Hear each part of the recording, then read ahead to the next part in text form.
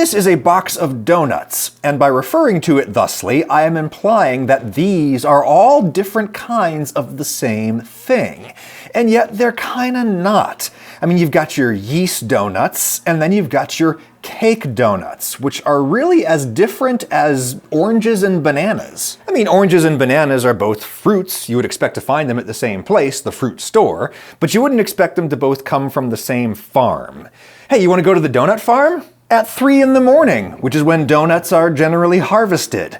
Owner Joe Sieber and his partner Jimmy Wooten there make most of the donuts themselves here at Status Dough. This is by far the best local donut chain here in Knoxville, though not the cheapest. You know, because it is a small batch. These are made mostly by hand, and we're using top-notch ingredients, the most expensive you can. So you have to charge a little more. And the yeast donuts are even more expensive than the cake ones, for reasons that you will see. Yeast donuts are really a sweet bread, not a cake. I mean, it's all flour and sugar and fat and such, but the yeast dough is comparatively dry and requires some serious kneading and some serious yeast. 2 pounds fresh yeast, so we don't use any of the powder at all. The fresh is obviously a lot more powerful and quicker than the dry, and this is a lot of yeast relative to the flour. They're looking for a quick rise, lots of air, and a strong yeasty flavor that is enhanced by this. These are their unused trimmings from yesterday's donuts. They've been fermenting in the fridge all night, and in they go with the fresh dough to make today's donuts. It gives it just a little, I don't know, I don't want to call it umami because it's not, but when you look to add umami in some Asian dishes is what we're doing with this. That's just one of their special tricks here at Status. They have others, like they use some milk powder in the yeast donut dough, plus some other tricks that they'd kill me if I told you. But anyway, it's a surprisingly dry, stiff dough. It probably has to be that way to hold a nice, clean, tidy shape as you drop it into the fryer. After kneading, it rises for an hour or two, then Joe has to haul that out, break it down into loaves, punch those down to bring the yeast into contact with fresh nutrients to ferment. This also serves as a secondary kneading step. It develops the gluten a little bit more now that the flour has had a couple hours to hydrate. Joe says the flavor is better and the texture fluffier if you spend this extra time. Yeast donuts are not quick. Which is why you don't see a lot of new yeast places popping up all over, like you do cake-only donuts, particularly on the franchise side of things. Less time consuming. You don't have to be here in the middle of the night like we are now, you know. After a second rise, it's time to flatten out the loaf. First a little by hand and then through a dough sheeter. They also dock the dough, and then it's time to break out the old school donut cutter. The ones with 2 concentric circles first appeared on the market in the US around 1870. No one knows who invented the hole, but its function is obvious. It helps the donut cook far more evenly.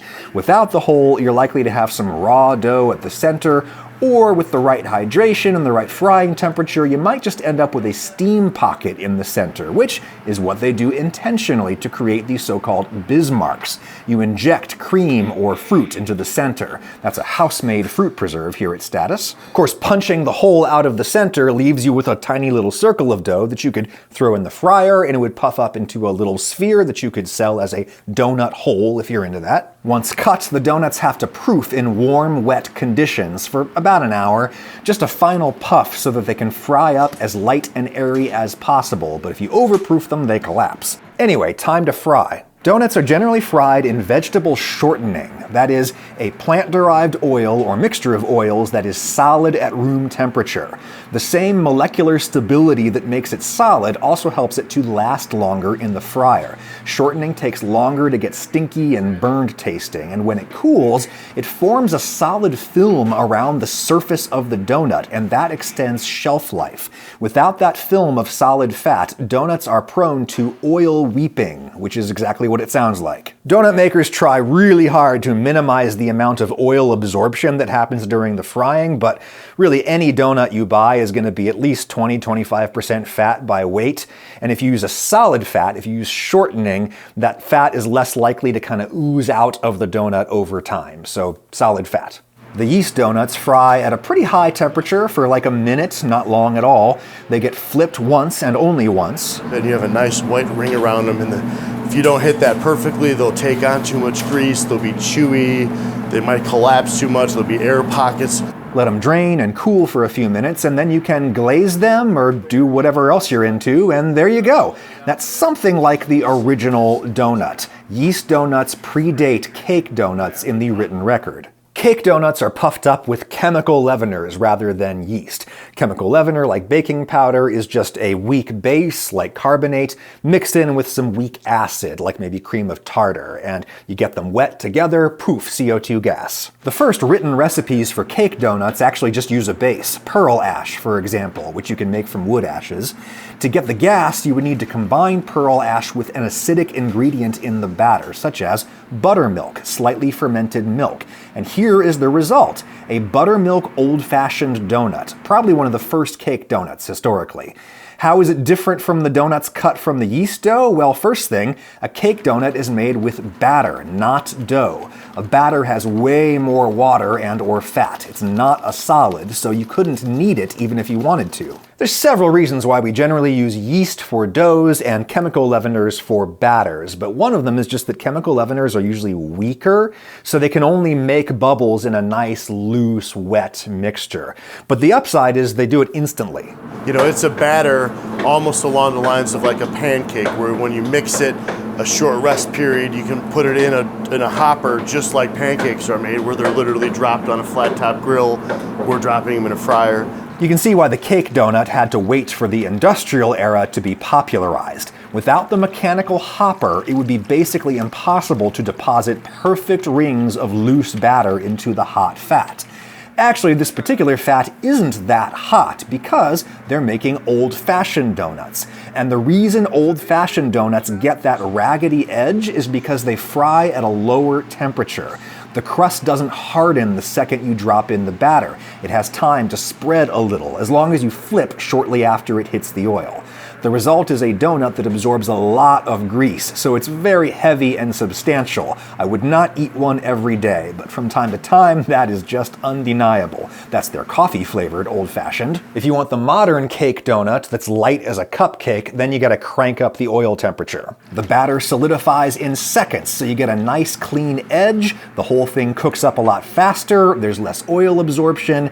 You could go from mixing up your batter to decorating your donuts in minutes, as opposed to the hours that it takes to make yeast donuts. It's one of the reasons why so many places that are popping up are doing cake only, because they're much easier to make.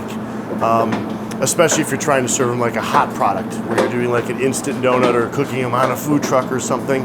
A cake batter is going to be much easier to do than a yeast-raised donut. Cake or yeast, all the little babies go out into the dining room, and as the sun finally rises over the Great Smoky Mountains, Joe and Jimmy truck some donuts around to their other locations around Knoxville, and bleary-eyed customers like me start to trickle in. I've always preferred cake donuts, but I'm giving the yeasties another chance now that I know how much more goes into them. I like these ones from Status Dough because they've got that deep fermented flavor from the scrap dough they mix in, plus they use very little sugar. Most of the sweetness comes from the glaze on top, which makes all the layers complement each other as you bite through them. Heterogeneity! There are national donut chains in the United States that use way more sugar in the yeast dough. The result is not only too sweet, but also texturally kind of insubstantial. It just sort of melts in your mouth like cotton candy in a bad way. Thanks again to Status Dough in Knoxville, Tennessee for being better than that, and for letting me in to see the magic happen. Cake or yeast, just get one in your belly and start your day right. Derp de derp de derp. Oh hey, you're still here. Well, that's great. I wanted to let you know that the custom Adam Ragusa chef knife is now 10% off at adamragusa.com. It's just an excellent piece of German steel, one piece all the way down through the tang. It's a kind of steel that is particularly easy for people to sharpen at home. That's why I chose it. The handle is Paca wood, which is an engineered wood, so it'll last a really, really long time. And I consulted for a long time on the development of this design. It's nice and heavy, the balance is right.